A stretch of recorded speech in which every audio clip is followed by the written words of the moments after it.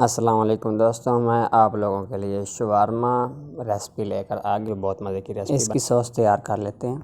Red मिर्चें गर्म पानी में भिगो कर रख लेंगे। जिसमें इसको पीसना है वो सिरका सोया सॉस डाल देंगे।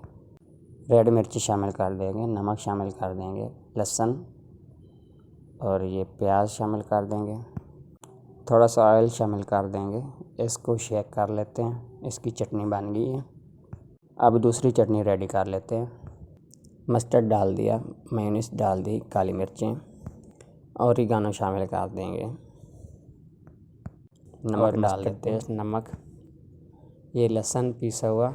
ये चटनी हमारी रेडी हो गई है।